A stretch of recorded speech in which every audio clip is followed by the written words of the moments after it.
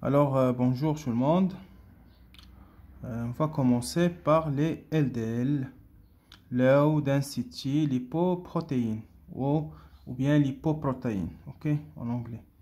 Donc déjà, la densité de ces lipoprotéines, c'est entre 1,006 et 1,063, sont composées de 78% de lipides et 22% de protéines. Donc, ce sont des lipoprotéines.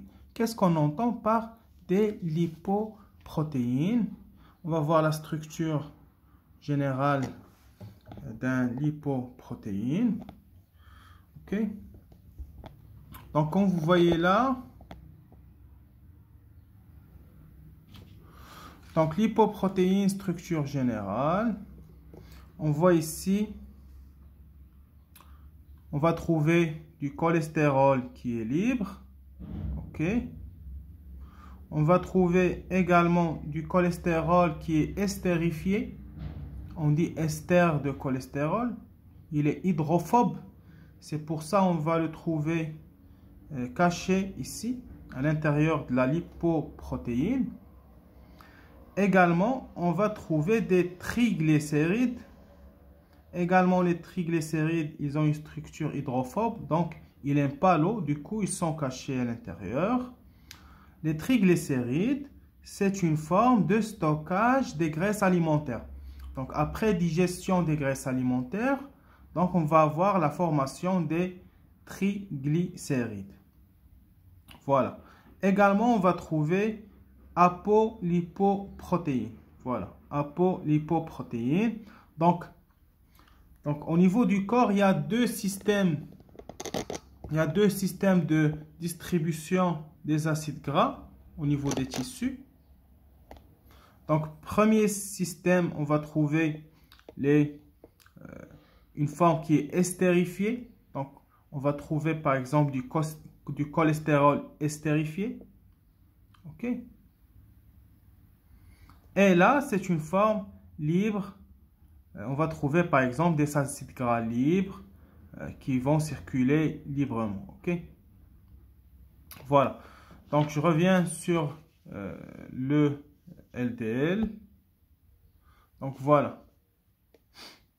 Donc, les LDL, on va voir après. Après, on va voir que les LDL sont les VLDL matures. Ils sont synthétisés par le foie. On va voir ça après. OK? La concentration du LDL, c'est entre 0,9 et 1,58 grammes par litre. Ça, il doit y avoir un minimum de 0,9. Il faut bien noter ça. On dit que c'est le mauvais cholestérol, mais c'est juste usuel. Mais c'est pas mauvais quand c'est entre 0,9 et 58. On va voir que c'est bénéfique.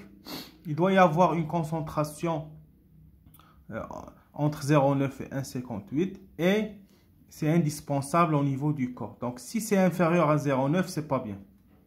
OK? Donc, la taille, c'est entre 18 et 25 nanomètres. Donc, la lipoprotéine, entre 18 et 25 nanomètres. Les LDL sont responsables du transport de la vitamine A, D, E et K. Pourquoi A, D, E et K et pas les autres vitamines? Tout simplement parce que ces vitamines dérivent du cholestérol.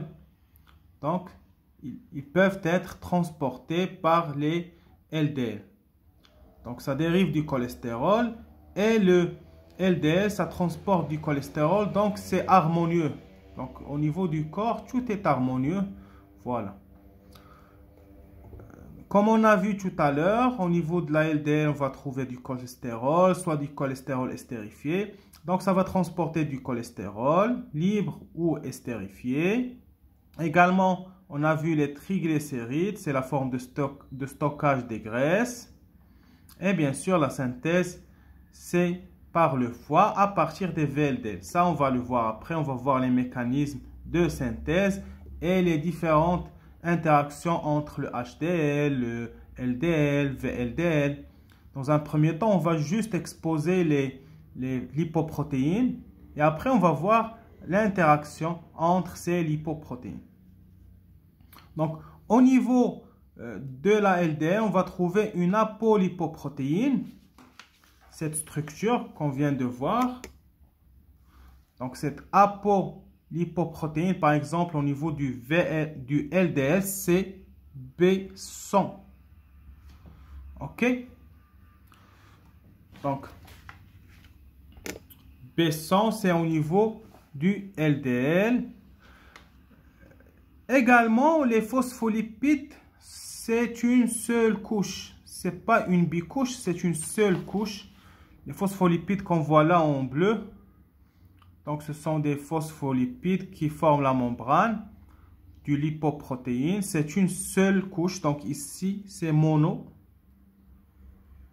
Donc c'est différent à la membrane d'une cellule ou bien aux endomembranes qu'on trouve au niveau des cellules. Monocouche comme le lysosome, la structure cellulaire, c'est également monocouche. OK?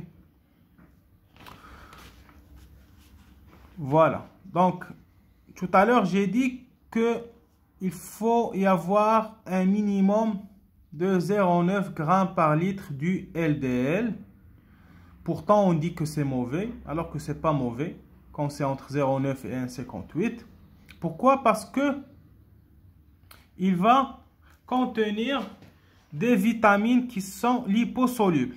Et quand on dit vitamines liposolubles, ils ont le pouvoir antioxydant. Ça veut dire contre l'oxydation des cellules. Les oxydants souvent sont des radicaux libres oxygénés. Donc, ce sont des espèces réactives d'oxygène. Ils ont un électron célibataire. Ils peuvent faire des interactions avec les cellules et bombarder les cellules. Donc, on va trouver la vitamine E et les caroténoïdes. Ça, c'est d'origine végétale, par exemple. OK? Donc, on va trouver ces deux antioxydants. Donc, le LDL, ce n'est pas toujours mauvais. Quand c'est entre 0,9 et 1,58, donc c'est bien parce qu'il a un pouvoir antioxydant. Donc, dorénavant, on va apprendre, on va dire que le LDL possède un pouvoir antioxydant. Bien sûr, parce que contient des vitamines telles que la vitamine E et les caroténoïdes. Voilà. Après, on va voir, ça je vais juste l'exposer, je vais juste survoler ça parce que je vais le détailler après. Par exemple, parfois, on va avoir un problème au niveau du récepteur du LDL. Donc, la cellule ne va pas capter le LDL. Et on va voir une augmentation du taux de cholestérol. Et ça va favoriser la formation d'une plaque d'athérome. Donc, l'athérosclérose, ça, je vais consacrer une vidéo à part pour l'athérosclérose, qui est comment le mécanisme de formation de la plaque d'athérome.